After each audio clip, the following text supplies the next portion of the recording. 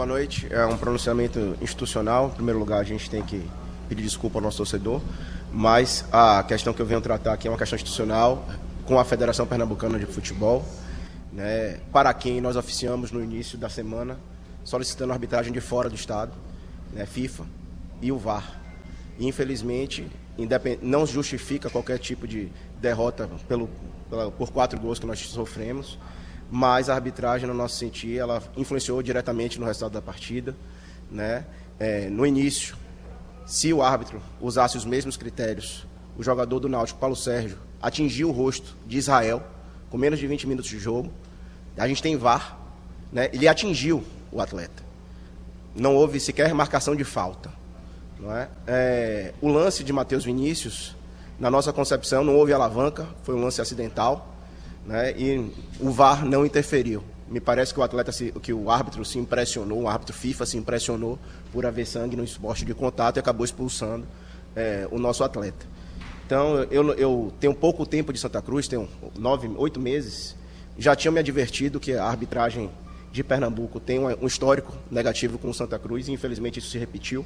Nós pedimos a arbitragem de fora, a federação impôs um valor proibitivo para a realidade de Santa Cruz, que nós providenciássemos essa arbitragem de fora, e nós queremos aqui questionar diretamente ao presidente da Federação Pernambucana de Futebol, né, ao presidente da Comissão de Arbitragem, o que é que vai ser feito, porque esse histórico tem que parar de se repetir, né? O Santa Cruz é um clube grande, tem sua tradição, está passando por um momento difícil, a gente sabe disso, mas isso é inaceitável.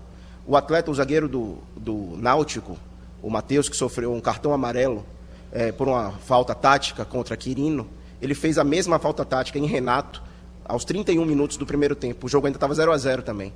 Era uma falta clara, o árbitro estava de frente para um lance a 2 metros. Vocês da imprensa têm facilmente como verificar esse lance. Era um lance para falta de segundo amarelo, cujo árbitro simplesmente ignorou, porque ele teria que dar o segundo amarelo. E, aliás, esse primeiro amarelo foi dado numa jogada que geraria um contra-ataque com uma chance claríssima de gol para o Santa Cruz, que ele, ao não dar a vantagem, impediu esse ataque promissor do Santa Cruz. Além disso, o segundo gol que nós sofremos, nosso atleta teve uma lesão grave no braço, e que eu saiba, o senhor Rodrigo não é médico, não é? A bola saiu da área do Santa Cruz 2 ou 3 vezes até que nós sofrêssemos um gol, né? Sendo que o atleta do Náutico, me parece o Júnior Todinho, entrou em condição legal, evidente, porque o nosso atleta estava caído dentro da grande área, e o árbitro optou por não parar. Ele não sabia se a lesão tinha sido na mão, na cabeça, se era alguma coisa grave. Então, infelizmente, nós tivemos um clássico que teve um resultado condicionado pela péssima arbitragem do senhor Rodrigo, e nós já estávamos preocupados previamente com isso. Tínhamos solicitado as providências da Federação Pernambucana de Futebol, que, infelizmente, não agiu a contento, né? Essa era a declaração do Santa Cruz, e nós, mais uma vez, nos desculpamos com o nosso torcedor. Acredito que o resultado é injustificável, independente desses graves erros de arbitragem, mas para falar sobre o plano tático de futebol e técnico, eu deixo com vocês o professor Marcelo Cabo. Vamos então aqui para a entrevista coletiva, iniciando com o técnico Marcelo Cabo, depois do pronunciamento do Pedro Henriques. Tudo ok, né? Boa noite, Marcelo. Boa noite, Igor. Queria que você falasse um pouquinho sobre, obviamente, o jogo, além da arbitragem, um jogo em que o Santa, me parece que mostrou um equilíbrio nesse novo esquema com 3 zagueiros, até sair o gol do Dodô e a expulsão do Matheus Vinícius. E sobre a pressão, como você pode fazer com que a torcida do Santa fique ao seu lado, porque a gente viu a reação de novo, principalmente depois do 4º gol do Náutico hoje, a ira da torcida do Santa Cruz. Boa noite a todos. Acho que você contextualizou bem. O jogo foi 2 tempos distintos. A gente tomou a decisão de mudar o esquema tático, mudar as peças. E o mais importante não foi só mudar o esquema tático, mudar a peça, mudar a atitude para o jogo. E aí eu reputo que, te confesso que até a expulsão, nós estávamos com um jogo equilibrado, né? E o time se comportando muito bem taticamente, o time se comportando muito bem tecnicamente. A gente evoluiu muito tecnicamente do jogo passado para esse jogo. Taticamente o time respondeu ao que eu trabalhei durante esses 3 dias que eu pude trabalhar. Então o jogo estava um jogo equilibrado, como um clássico, né? E o clássico, ele é definido em detalhes. Eu só não esperava que o detalhe para definir o clássico fosse uma noite infeliz do Rodrigo, porque ele interferiu completamente no resultado, né? De tudo, eu não vou contextualizar a arbitragem, que o Pedro acabou de contextualizar. E aí depois que você perde um jogador, né? E aí você vai para o intervalo, ajusta seu time, e depois teve aquela sequência de situações ali do Alex Juan, você toma o 2-0, claro que fica mais difícil. Nós estamos jogando com um time qualificado, um time organizado, né? Por isso que a gente trabalhou bastante para tornar o equilíbrio e buscar. Eu tenho certeza que se a gente vai para o segundo tempo da maneira que houve, que a gente teve o comportamento até a expulsão do Matheus, a gente teria um jogo equilibrado e com certeza o clássico seria decidido num detalhe. Por exemplo, o gol deles, o atleta nitidamente foi cruzar, a bola acabou entrando. Um pouco antes a gente teve a mesma chance da bola parada, cabeceamos, a bola passou rente. Então, era um detalhe, mas a gente esperava que fosse um detalhe dentro do campo, não numa noite infeliz do Rodrigo, que interferisse direto no resultado. E aí depois ele interfere no segundo gol, né? E depois aí ficou tudo mais difícil. A gente toma o terceiro gol e o quarto de bola parada, tomamos 2 gols de bola parada num clássico, diante dessa toda intercorrência, mas na minha visão fica de bom que aconteceu hoje o primeiro tempo. Foi o primeiro tempo que é o que a gente propõe para a sequência. A atitude, os confrontos, a competitividade, o duelo e um time organizado taticamente, cumprindo bem as suas funções dentro do que a gente treinou. Quanto à insatisfação da torcida, eu já falei que a torcida ela é soberana nas suas colocações. Claro que ninguém perde um clássico da maneira que a gente perdeu e o nosso torcedor vai sair insatisfeito. Claro que, mais uma vez, eu peço desculpa ao nosso torcedor pelo placar elástico, mas a gente também precisa entender qual foi o contexto que esse placar elástico foi construído, né?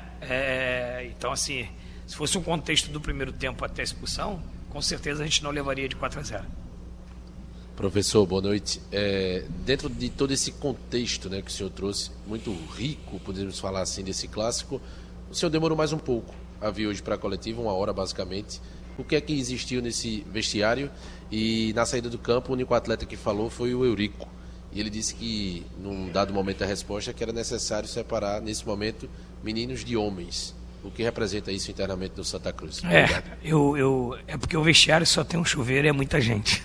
Por isso que eu demorei. Mas o nosso cotidiano do pós-jogo é um cotidiano normal. A gente reúne, a gente conversa no pós-jogo. Eu, a comissão técnica, a diretoria.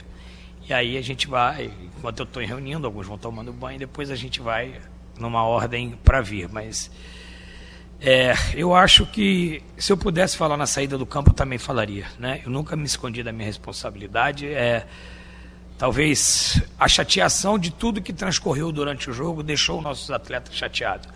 Talvez alguns que... Ele, como capitão, ele representou todos os outros.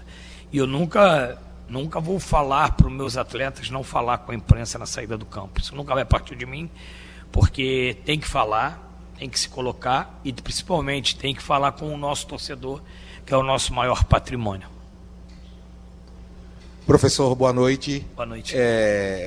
Muda o planejamento em termos de reforços, porque o time não está conseguindo entregar. Obviamente que hoje foi um contexto diferente, fez um bom primeiro tempo, teve a expulsão, mas se fala no Santa Cruz buscando apenas um atacante que talvez seja esse atacante de lado.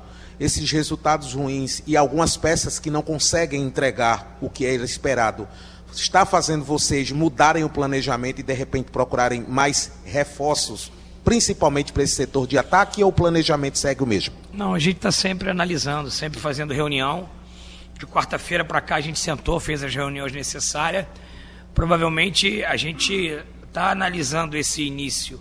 E se a gente precisar ir recalcular e ir ao mercado para trazer mais 1, 2, 3 peças, se a questão orçamentária permitir, a gente vai buscar. Porque o importante, o mais importante, é buscar uma melhora para o Santa Cruz. Se a gente entender, diretoria e eu, que uma melhora é ir ao mercado, buscar algumas peças que a gente precise, dentro desses 5 jogos que a gente analisou, nós vamos buscar. Claro, aí eu tenho que ter o aval do meu presidente, eu tenho que ter o aval da minha diretoria, tem a questão orçamentária, E a gente vai sentar para ver, e se a gente achar necessário que a gente precisa trazer mais reforços para agregar dos que estão aqui, perdemos o André para esse jogo, pode ser que a gente perca o nosso lateral esquerdo aí, ele tem suspeita de fratura, então ele não ficou deitado à toa ali na hora da lesão.